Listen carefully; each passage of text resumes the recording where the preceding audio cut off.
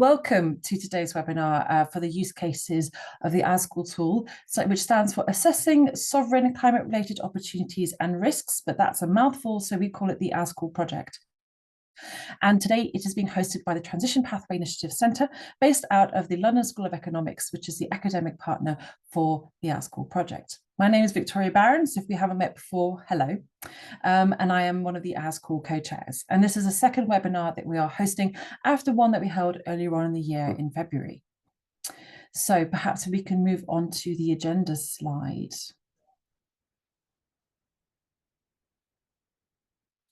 Lovely. So this is the agenda for our conversation today. As I said, I'm Victoria, but Carmen Nuzo, the Executive Director of the TPI Centre LSC, will be providing a summary after me of the structure of the ASCOR framework, which underpins the country assessments, and an update on where the project has gotten to so far. She'll also be chairing the rest of today's session. After her, we'll be hearing firsthand from the users of ASCOR and find out of practical uses that these panelists are having and undertaking. And we will be joined by some really fantastic people today.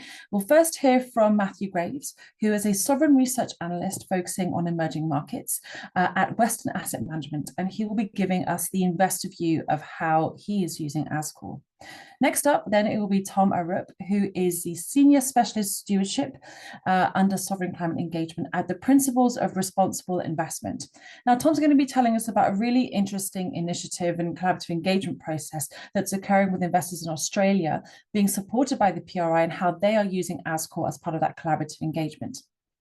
We are very honoured to be joined by Victor González Corvalán today, who is the head of the Debt Management Office, Ministry of Finance in Chile, who will be bringing the sovereign issuer perspective, which we are very grateful for. And last but certainly not least is the wonderful Barbara Aldani, who is lead on stakeholder engagement at the Sustainability-Linked Sovereign Debt Hub, who's going to talk about the ASCOR indicators and how they might be useful to support labelled sovereign bonds, but also sustainability-linked bonds in particular.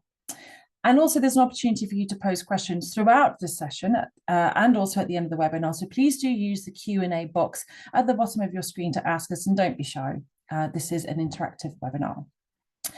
Final reminder, this webinar is being recorded and will be available on the Grantham Research Institute website as well as the TPI Centre. But of course, this is always technology permitting, so we will be trying our best. Right, so what is ASCOR? You probably know, so I'm not going to spend too long on it, but ASCOR is an investor-led project trying to create, and that has created an investor tool, which can be used for investment purposes, to assess countries on their progress managing the low carbon transition and the impacts of climate change. Now, the methodology and results will be covered by our colleagues very shortly, but if you want more detail, please do head to transitionpathwayinitiative.org/ASCOR. And the organizations behind ASCOR are those that you see on the right. We've got international investors and initiatives representing over 5 trillion AUM, because there is that need for assessment of sovereign debt when it comes to climate change. And those are some fantastic organizations that we've seen globally, also supported by the investor networks working on climate change, and of course our academic partners, LSE and TPI. If you want more details, please also head to www.ascorproject.org if you want the background as to where ASCOR has come from. But I'm going to stop here and hand over to Carmen, who will take you through the really interesting stuff. But thanks for being here today. Thank you so much, Victoria. And before I hand over the floor to our esteemed panelists, I would like to take the opportunity to just go over the pillars underpinning the ASCOR framework very quickly. I will cover them briefly because, as Victoria said, there are the resources in the chat. You can refer to our websites for more details. But in a nutshell, ASCOR comprises 3 main pillars, and within each pillar, there are different areas. So pillar 1, can you still see the slides? Yeah, perfect. Okay, great. Pillar 1 is within each pillar, there are 3 different areas. Pillar 1 has got emission pathways, both historical trends and forward-looking targets. In Pillar 2, we focus on climate policies covering mitigation, adaptation, and just transition policies. And Pillar 3 covers indicators that we've grouped under the heading of climate finance, which comprises different indicators, including, for example, the transparency in climate costing that governments put in place related to their transition plans or adaptation plans, or climate spending. For example, we look at whether a government has started to introduce the practice of budget tagging. Each area is filled in by binary yes and no indicators and metrics, and sometimes only quantitative metrics. What I want to stress is that importantly, we do not provide an aggregated single score for ASCOR, and this is to give a nuanced picture of how countries are tackling climate change and also avoid a ranking of countries based on a single metric that would not take into account adequately the different income brackets and development differences among the different sovereigns. Finally, all assessments are exclusively based on publicly available information for 2 reasons. One, we want to encourage transparency, and you can find all the sources that we use on the website, but also we did not want to add to the sovereign reporting burden. And an additional distinct, I would say, feature of the ASCOR framework is that it's also based on the common but differentiated responsibility and respective capabilities, what is very often referred to in simple terms as fairness principle. This is a principle enshrined in the UN Framework Convention on Climate Change, the UNFCCC, as well as in the Paris Agreement. And effectively, although all countries should take responsibilities for tackling climate change, this should be differentiated and take into account the responsibilities for past emissions that may have contributed to climate change, and also different levels of income, as I've just mentioned. So the way we put this in practice is that through income group exemptions. So we have high income countries assessed all the indicators. Middle income countries are exempt from the high ambition indicators, and the low income countries are exempt from the mitigation policy areas. And lastly, we also just focus on how countries manage climate risk. In other words, we do not focus on characteristics that would fail outside the realm of decision-making by governments, such as climate hazard. So let me go through the next slide. So in this map, you will see the countries that we have covered in the first round of assessment that we've conducted last year. We published an initial assessment for 25 countries. You see them colored in blue in the map. They cover about 70% of global emissions and 50 to 80% of the main sovereign bond indices. In the ongoing assessment phase, we will increase the coverage to 70 countries. The assessments will be released around year end. You see them marked in green on the map. And as you will notice, there will be a considerable expansion to countries in emerging market economies. And finally, my last point is, before we go to the heart of today's webinar, is that you will shortly be hearing directly from the users of ASCOR about its applicability and usefulness. However, I do want to emphasize that as much as the framework was initiated to meet investor demand, the framework is also very much for sovereign issues as well, because they can showcase their progress on climate action and also use it to inform their engagement with investors. So we're therefore very honored, as Victoria has already mentioned, to have Victor with us today as the head of the Debt Management Office of Chile. He has accepted our invitation, and this is a true testament to the willingness to be transparent and also to engage with external stakeholders. And we're grateful also to all the sovereigns who have engaged with us in the public consultation, and the representatives of Germany and Uruguay who participated in the inaugural ASCOR webinar that we hosted in February of this year. So this is why you see on this slide use cases for both the investors and the sovereigns. And on the issuer side, in addition to showcasing progress, ASCOR can also facilitate peer group comparison adjusted for the right income brackets, of course, as well as facilitating internal conversations amongst different lines of ministries within a government and the civil sector that might be responsible for different aspects of tackling climate change. And finally, when it comes to the use of that investors may make, one last point I would like to emphasize is that ASCOR is not a risk measuring tool. And whilst it was conceived to help sovereign bondholders in the first place to frame climate change in their sovereign debt analysis and inform dialogues with sovereigns and help them with the regulatory reporting, it is also applicable to any investor who might invest in corporates operating in a certain jurisdiction or in a country to frame the country risk around that. Lastly, the final use case that we've come across that appears to be very useful as we've conducted a number of roundtables with sovereigns and investors and has been mentioned a few times is also the degree to which it can help investors aligned with the net zero investment framework, for example, by the Institutional Investor Group on Climate Change, who just released version 2 a few days ago of the framework. So with that, I'm now handing over to Matt Graves, who's sovereign research analyst focused on emerging markets at Western Asset Management.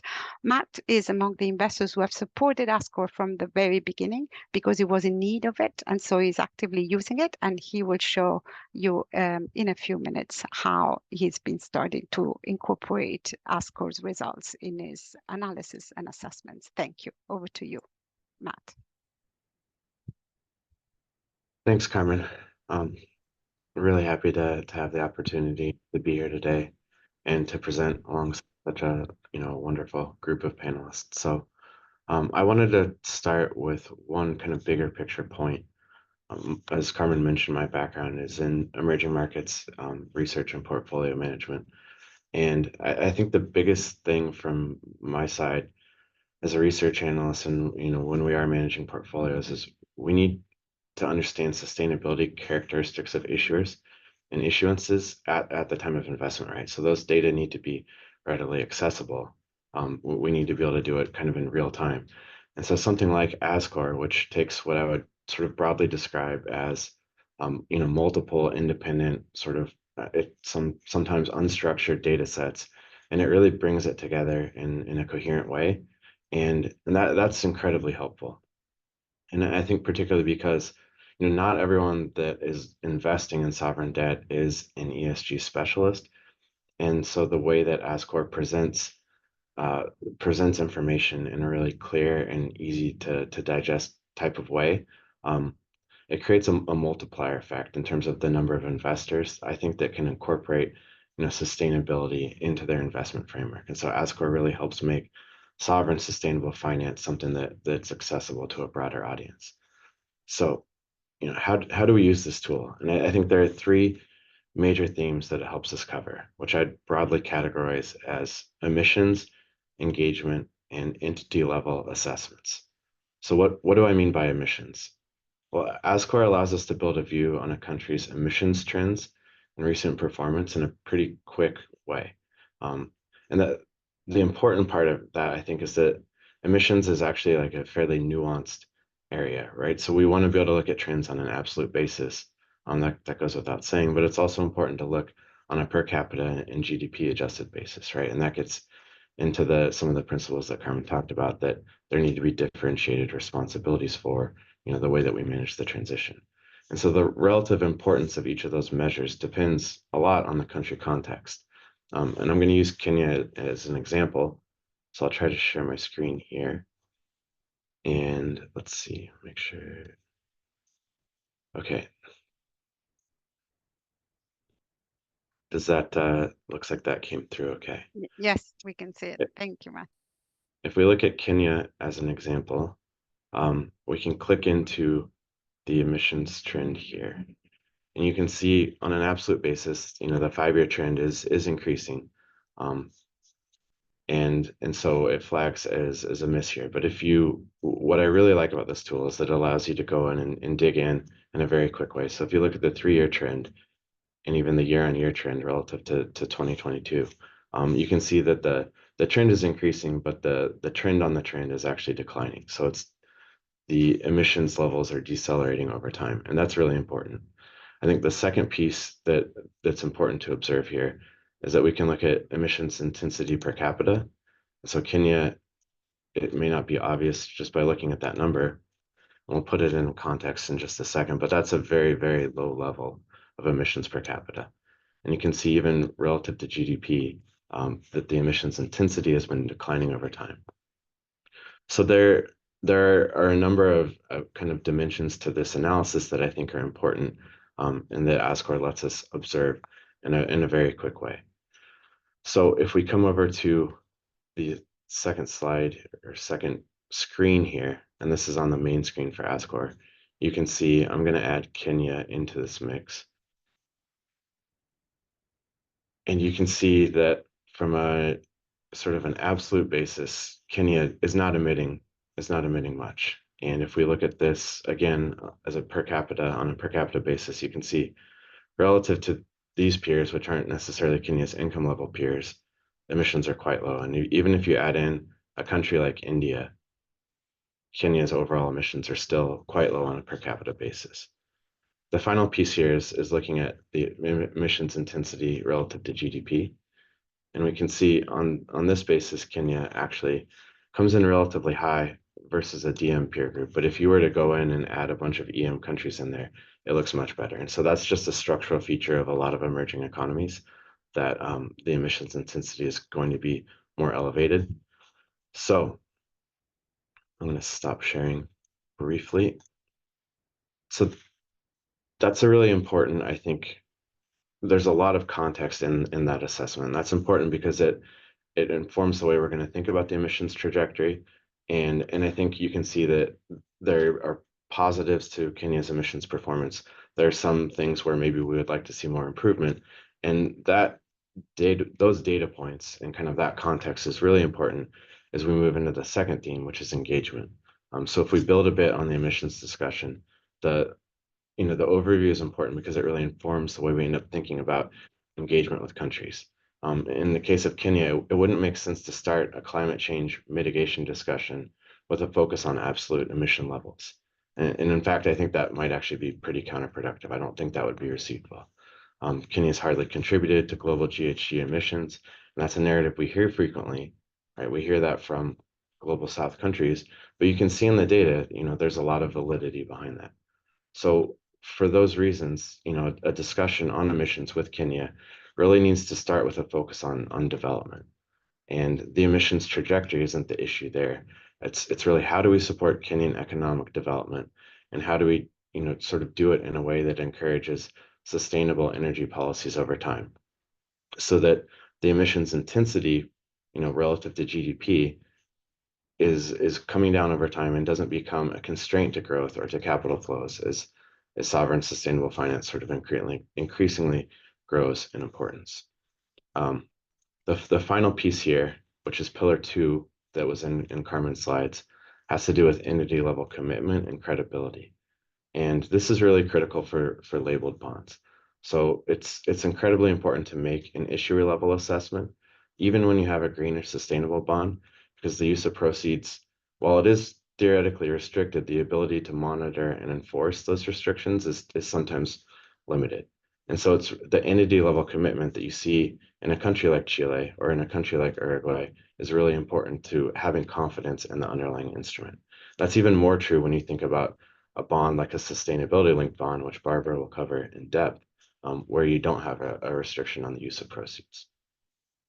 And so the policies pillar within ASCOR gives us a lot of really good information to help judge an issuer's credibility and commitment to climate.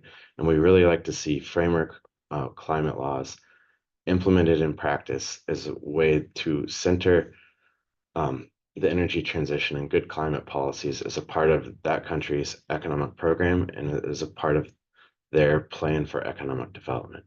And so when we're able to click through and see all of this information, again, in a way that's really digestible, that's really accessible, and that's really easy to understand, it adds a huge amount of context and really rich information to the sovereign credit evaluation process. So kind of very quickly, that's how we use the tool. There are a lot more ways that you can use it, but those are a few of the highlights, and certainly happy to answer questions if any come up. Great, thank you, Matt. Thank you very much. I really like the fact that you've started to use ASCOR to inform conversations, but in a constructive spirit. To the point that you made about Kenya is not so much the track record, but how can you as investors support the development and the growth of Kenya compatibly with the missions that might be required and associated with that, and also the point that you made about contextualizing and putting in a broader perspective the strategy of a country, as well as looking at just the individual issuance, is quite important. So with that, I'm going to hand the floor to Tom Arup, who's Senior Specialist Stewardship at in the Department of Sovereign Climate Engagement at the Principles for Responsible Investment.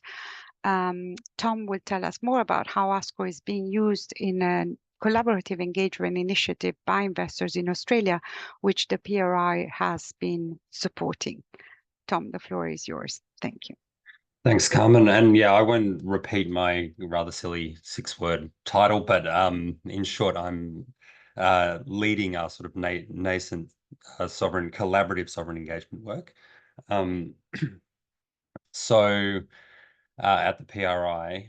So just before I dive into a little bit of what the engagement is and then how ASCOR has contributed to that, I just want to flag 2 things at the top. One, I have to be reasonably sensitive about the conversations that I had within the engagements. And secondly, I don't speak on behalf of the investors who are acting in the engagement. So if at times I'm sounding rather general, it's just because I'm working within those barriers.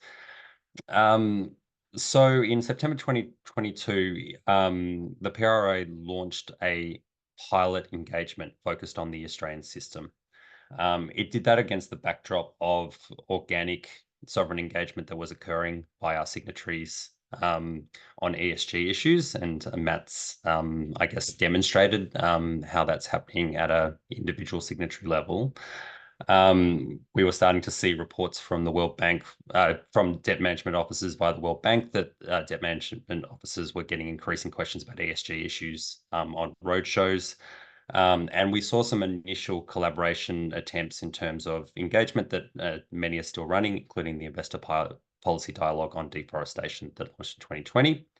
We were approached by a handful of signatories asking for support in collaborating on engagement with sovereigns on climate change.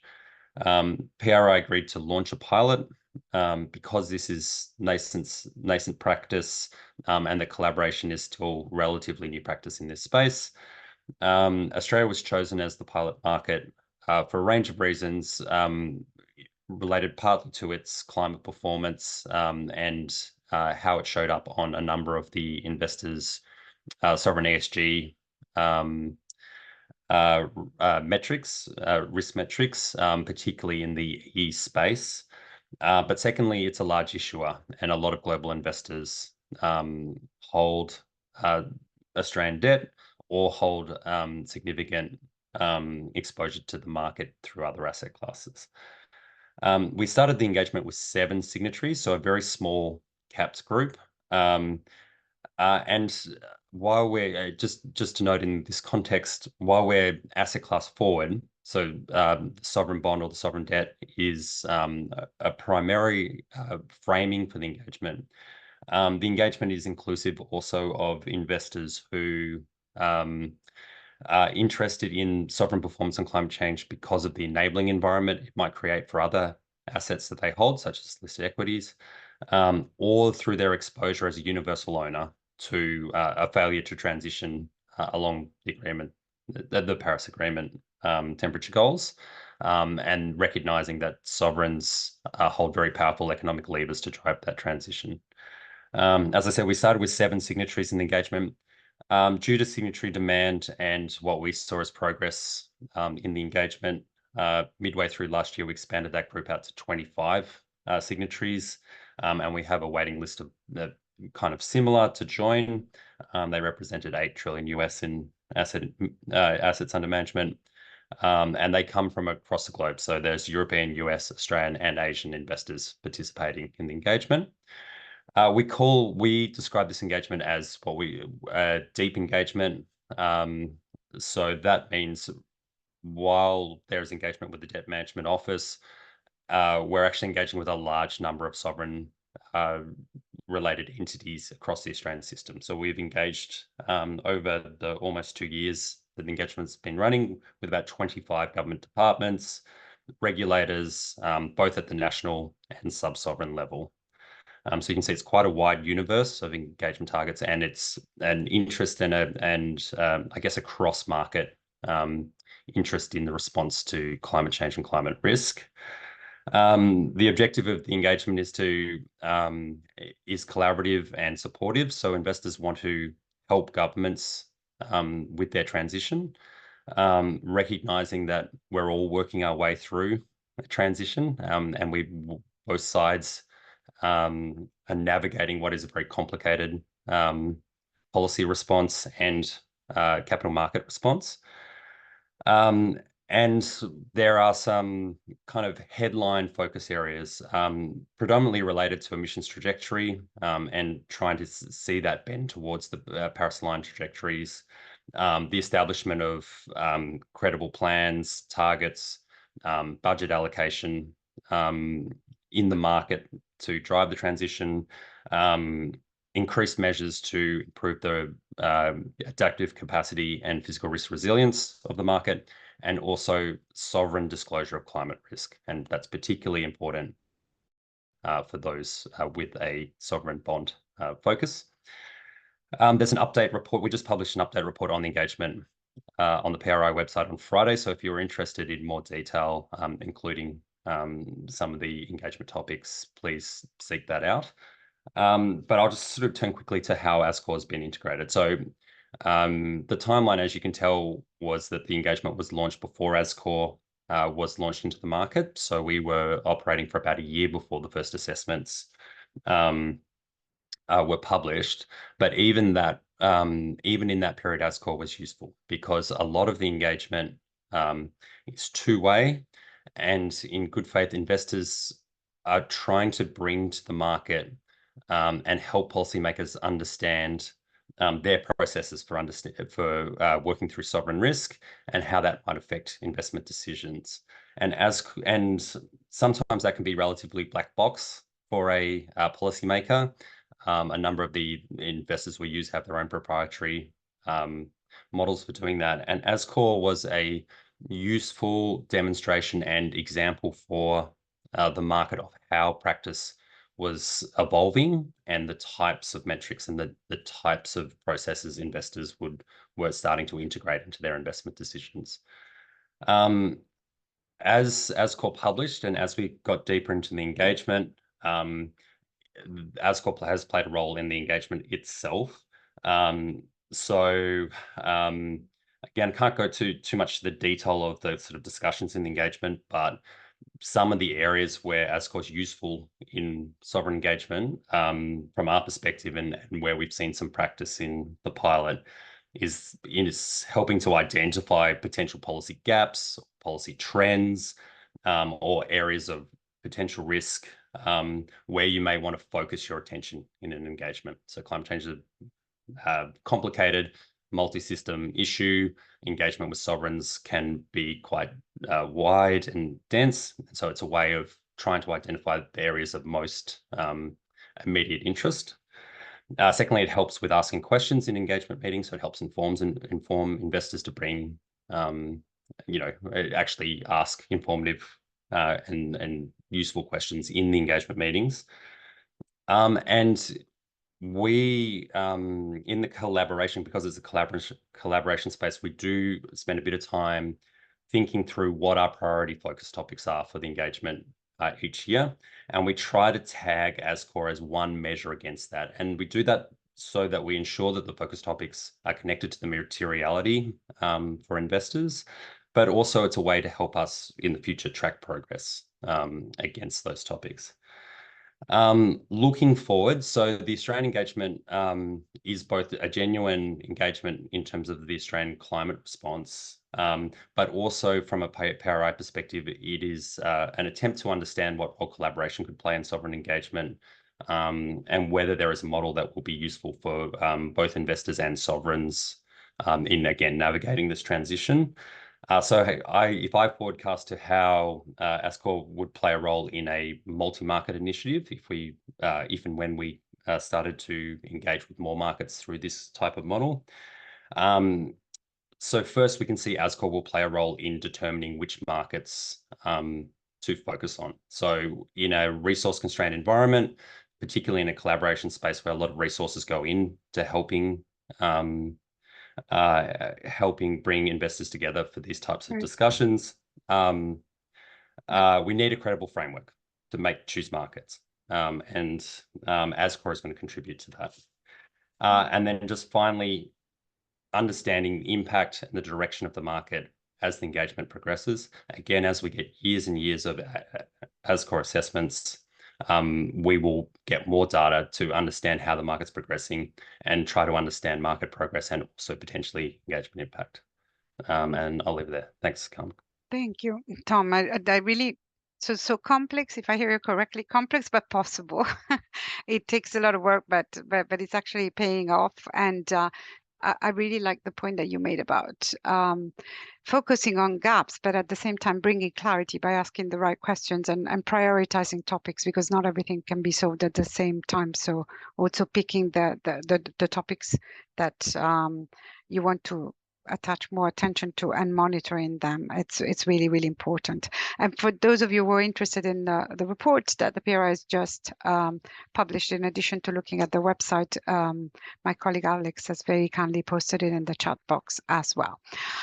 So Victor, over to you. Victor is the head of the Data Management Office at the Ministry of Finance in Chile. He brings the sovereign issuer perspective to the panel.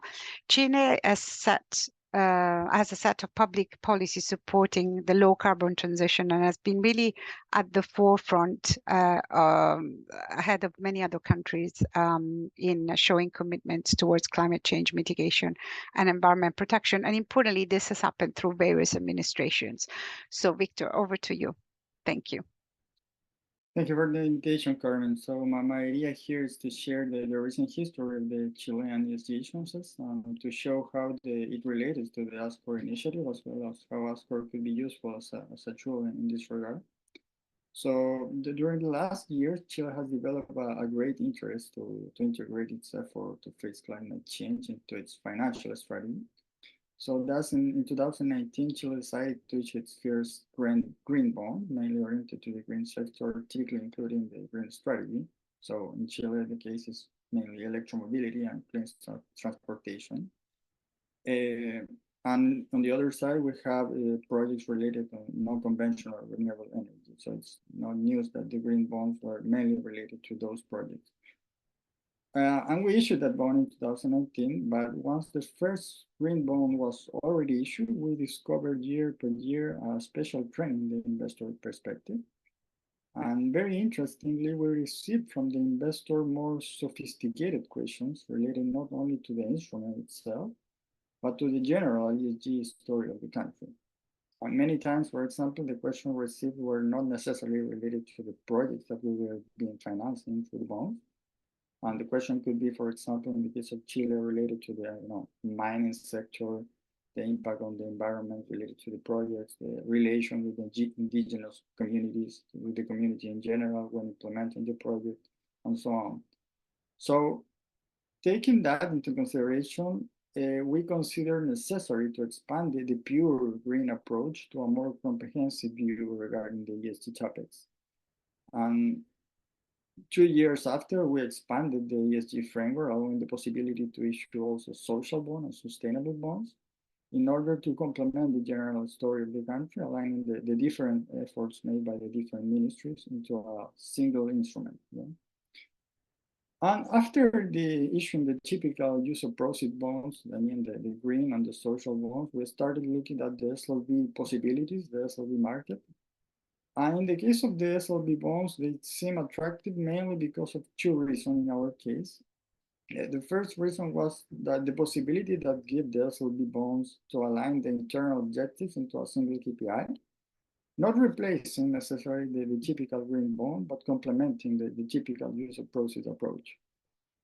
And secondly, the SLB had the ability to strengthen the internal efforts that normally do not mean additional expenditure, and thus typically would not be included into a green bond. But obviously, it doesn't mean that we are not doing effort. Sometimes they are not related expenditures, but there are a lot of efforts. A typical example in this sector is in Chile, for example, the energy sector, in which the investment is purely private, but it doesn't mean that the government is not doing things in order to provide facilities to the private community in order to invest into the non-conventional renewable energy.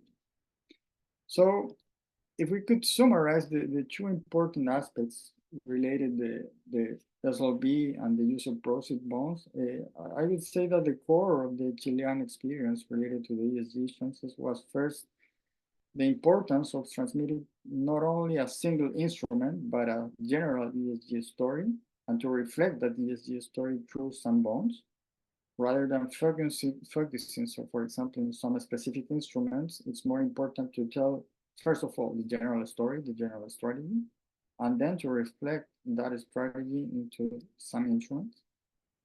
And secondly, very important is to show that the effort implies concrete results, that there are concrete results that are part of a broader strategy, as mentioned, and that the strategy could be considered ambitious in a general context. So in this regard, why platforms such as the ASCOR tool could be useful in this context? I think that first of all, ASCOR helps to frame the internal efforts into a more comprehensive picture. And we change the focus from a single instrument to a general ESG story of the country. And in this regard, as Carmen very well explained, it could be an important piece to make a self-assessment first, and then to compare the internal efforts to what the other countries are doing in this regard. When we issued the SLV, we have to decide what kind of KPI we want to include, what will be the target related with the KPI. And a big question related to the KPI or the target is if it's relevant or if it's ambitious. So this could be only responded by comparison to other countries. Secondly, related to the benefits of the ASCOR projects and similar initiatives, that the green expenditure and the use of profit bonds sometimes are restricted to certain specific sectors, which highlights the necessity of a general overview. One big example is that normally when we issue the use of proceeds bonds, we need a second party opinion. And typically the second party opinion providers are mainly oriented mainly oriented more to mitigation than to adaptation process. So for example, we have done a lot of efforts regarding adaptation, but it could not be included in the typical green bond, at least with most of the SPO providers. In the case of the SLV, there is no much history in this regard, so it could be innovative. So we will be the first to do it, but yeah, it could be complicated to be the first in such a way. So in summary, I would say that ASCOR provides benchmarking and self-assessment, which is critical when issuing ESG bond, especially in the case of the SLV. Finally, I would like to give some brief words related to the Chile's assessment in ASCOR. So with the exception of the fossil fuel topic, Chile is very well positioned in relation to the climate policies. The country has made a lot of efforts, and nowadays, for example, we can see in each ministry a department or at least a couple of people that is in charge of climate topics. But certainly there are still challenges related to the climate costing, the transparency of the information, and specifically related to the cost of implementing the climate effort. So in this regard, Chile is working on that, and we recognize the importance not only of showing that we are doing efforts, but to incorporate them into this comprehensive analysis and to include numbers in that analysis, and obviously to include how the ESG issuances and the financial instrument are related to that general strategy. So obviously there are much details in this regard, but this is the general story. And if you have certain questions regarding more details. Thank you so much, Victor. Really appreciate your honesty also about the assessment of Chile. Definitely, climate finance pillar is the newest and perhaps the most challenging at the moment. And that's where we would encourage sovereigns also to focus their efforts, because this is the type of information that investors need to then assess the sustainability of the fiscal paths of the sovereigns that they invest in. But really important that you said that the issuances should not just be related to use of proceeds bonds, which are helpful, incredibly helpful, at least to start focusing the attention of both investors and sovereigns on climate change, but that zooming out, eventually the strategy is what's important and what drives the direction of travel, if you will, of a sovereign. Thank you for that. Barbara, over to you. Barbara is a lead on the stakeholders engagement at the Sustainability Linked Sovereign Debt Hub. She will talk about how ASCOR indicators could be helpful to support labeled sovereign bonds, and in particular sustainability-linked bonds, whose issuance has gone a bit dormant recently, but partly because we've been in a tightening cycle, but also because of what Victor perhaps mentioned, that you need ambitious and strong, credible KPIs, key performance indicators, to make this instrument work. So Barbara, over to you. Thank you. Thank you very much, Carmen and TPI, for inviting me to this panel. As you mentioned, the topic is extremely relevant for our work at the Sustainability Linked Sovereign Debt Hub, where I lead the stakeholder engagement and where we work to support an organic growth and scaling up of the SLB market for sovereigns. As mentioned, there have been only 2 countries, namely Chile, that has been pioneer and champion in this market, and then Uruguay. However, sovereign SLB can be powerful tools for countries to implement their climate mitigation and adaptation policies for the reasons we have heard from the investors, like Matt mentioned, and from Victor previously. Therefore, it would be great to see a lot more issuance of this kind, and it would be great for ASCOR to be instrumental to this purpose. An SLB basically embeds a sustainability commitment, or more than one, in the form of metrics, key performance indicator derived from a national policy commitment or an international commitment. And the challenges encountered when speaking to DMOs and investors alike is the need for, and we heard it from Victor, measurable and relevant KPIs, and ambitious sustainability performance targets, and for the standardization of reporting of these metrics. As much as we have a plethora of guidance and standards for corporate issuance, there are currently very few tools available for assessing and selecting sovereign KPIs and reporting. If we look at the International Capital Market Association principles, which the ICMA are considered the mainstream guidance among market players when issuing SLBs, they were enhanced last year to include specific sovereign issuer reference. And the KPIs need to be relevant core and material to the ESG policies and sustainability developmental policy for sovereigns. They need to be measurable or quantifiable on a consistent methodological basis. They need to be externally verifiable and benchmarkable. ICMA also suggests that they should select KPIs that they have already included in certain previous reporting. So, for example, in the NDCs or in the national adaptation plans, national biodiversity strategies. And the last thing is that ICMA suggests that the SPT reporting should be based on science-based KPIs. So when I started hearing about the ASCOR project, and a lot of investors I speak to were very excited about the idea and involved, as well as the PRI and Carmen, it was very exciting because it meant a potential huge step forward for the development of sovereign SLB market. So ASCOR could be a possible tool set for the choice and reporting of sovereign KPIs, something that's really been missing so far.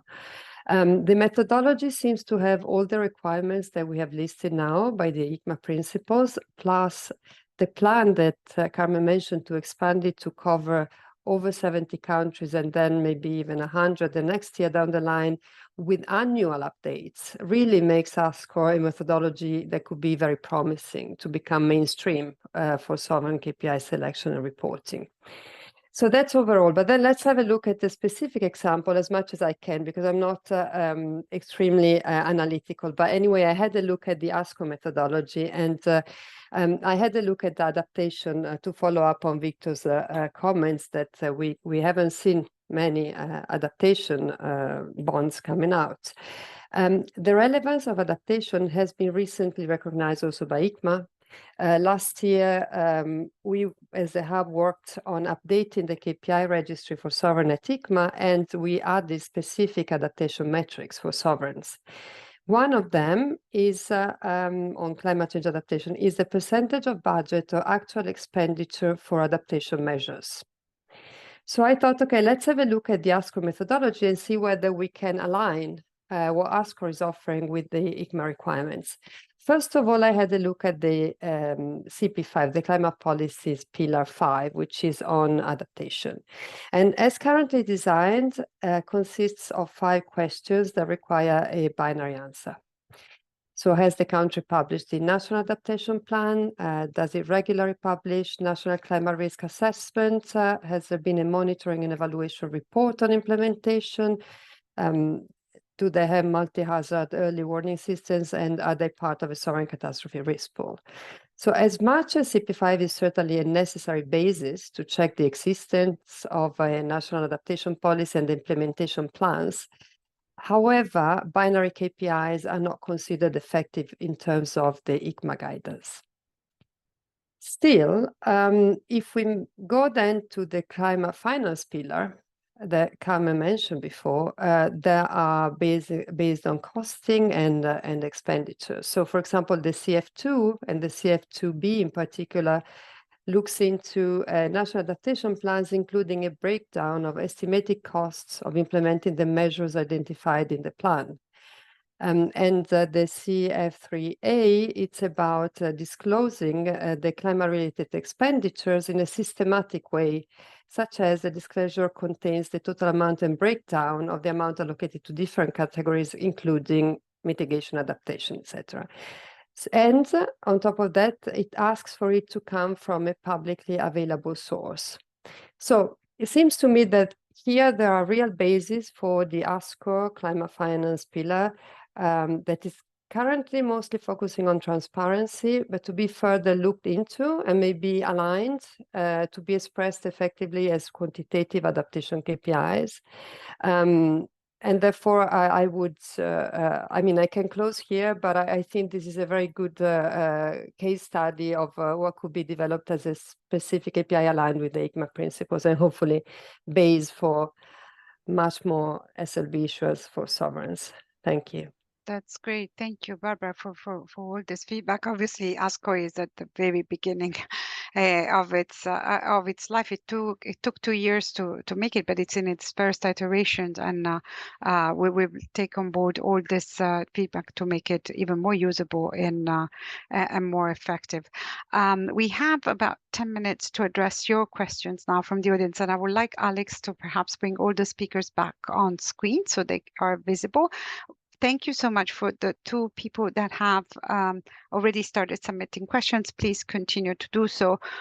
There is a first question by Ben St. Laurent, who is associate at MSCI, is asking, does the ASCOR framework plan to include other factors about carbon credits beyond the use of credits to meet 2030 targets, i.e. the type of credits used, integrity considerations, and whether a country plans to increase its climate ambition through selling carbon credits rather than as a buyer?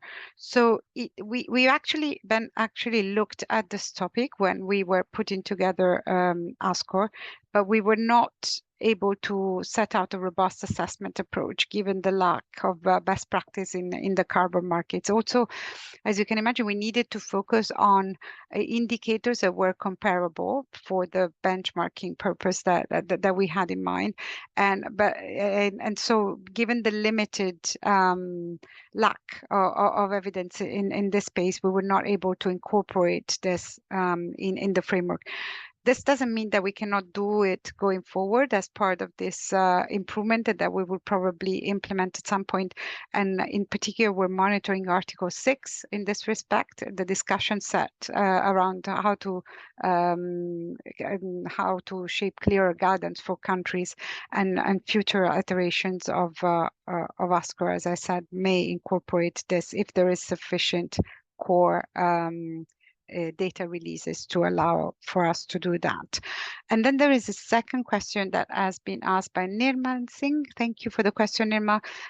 She's asking, she's asking about the metrics or the scores that underpin the various areas and pillars of the ASCOR framework. And if you dig deeper and download the data, you'll find that they're both. They're more qualitative indicators than actual metrics. But this is also down again to governments to start producing these metrics and make the indicators more quantifiable, to the point that Barbara has also just made. This will be extremely important to continue to develop, the SLB market. So there is one more question that has just popped up. Give me a second. So Jörg Sörns is asking, what is the expectation around the availability of production-based emissions for sovereigns? I don't know, Matt, would you like to address this perhaps? Sure. I mean, I think we have those data, are probably more frequent and kind of more available than something like consumption-based emissions. So I think we broadly feel relatively good about where production-based emissions are at. Obviously, there are data lags I think with most of the data that we need to look at sovereigns and kind of the way they perform on climate. So working around that is a challenge, and I think hopefully over time we start to see the data produced more frequently, more accurately, and with fewer or shorter lags. And I think that's possible as technology improves, and hopefully as sovereigns start to focus a little bit more on how they report. But overall, I think the emission side is probably one of the areas where we have more and better data relative to some other areas of climate and environment. Yeah. Actually, in the meantime, you're corrected. This question he was addressing, he was referring to consumption-based emissions, but you've addressed the questions. Nevertheless, I think we need both, and actually the gap between the two really shows the extent to which maybe some countries are making progress on decarbonization, but they're outsourcing part of the emissions to other countries. So that's perhaps also another area to monitor. We have another question by somebody who hasn't revealed his or her name, and so the question says, do investors use the ASCOR data to aggregate a total country score, even though ASCOR does not provide that? So we do not advise how to use ASCOR. Investors and any other stakeholders looking at ASCORs are free to slice and dice the data the way they want. Academically, we didn't want to come up with a single score or ranking, but not to avoid the risk of ranking and to avoid investors drawing the wrong conclusions if they're not careful to allow for the differences related to the income brackets of the countries or the various phases of development. But by all means, with those caveats in mind that we've made very clear in the methodology note and also in the report accompanying the assessment results, investors are free to use ASCOR in the way they want. And then I guess the same person asked, could you cover the expected expansion plan for ASCOR, please? Yes. So as I said, we will expand the number of countries from 25 to 70 this year. The plan is to go just over 100, and by then we will have covered all the countries that are part of the major sovereign bond indices, be them global or for the emerging markets.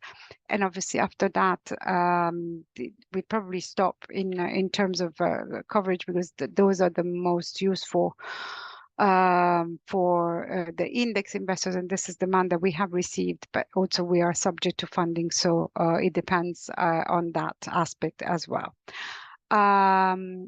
Now let's see if there are more there are more, now the questions keep coming. Is there high engagement with TPI and countries during the assessment?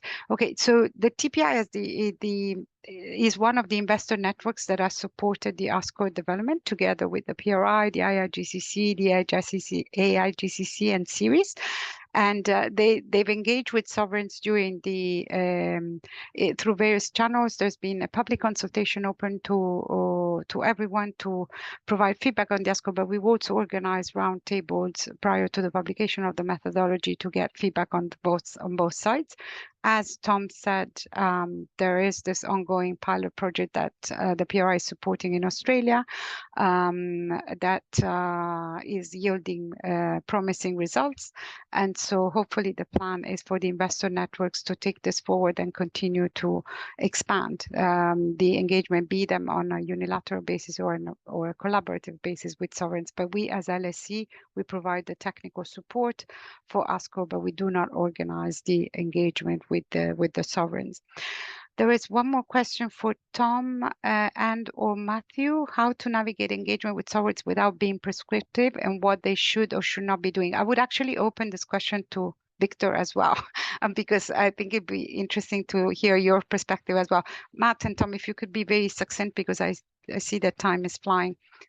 I'll go very quickly, Carmen. Just in the collaborative engagement, one, we work with a very solid principle that we ask all participants to sign up to, which is to recognize that sovereigns' ultimate responsibility is to the communities that they represent. So investors are really providing one input into policy-making processes in what is a complex field, and it is therefore offered in the kind of spirit of information about investor practice and capital market interests and expectations that can be incorporated into the thinking and design of their responses. Secondly, we seek to engage on the commitments that sovereigns have already made. Now, the qualifier on that is that that commitment includes the Paris Agreement and the ultimate goals of the Paris Agreement. These are commitments that they've made to the international community, but also ultimately to the market as well. So that does create a bit of space in terms of the engagement topics, but we are really seeking to engage on the commitments that have been made and therefore understanding the progress that's been made against that. Just finally on the last bit, Carmen, I'm sorry, just in terms of the government officials' response, I'd be very interested in Victor's views on this, but from our experience, both in Australia, but we've also done a little bit of early engagement with one or two other markets that are in the report that I mentioned. It's generally been very well received. But sovereigns are trying to navigate a complicated transition like the rest of us, and they are getting these questions organically through their own roadshows, and so therefore they're seeking information. They want to understand how capital markets are thinking about this, and they need private capital to help finance their transition. So policies that can help attract that information is therefore useful. I'm going to stop you there, Tom. Sorry, Victor, I'm going to turn to you very quickly for a quick reaction.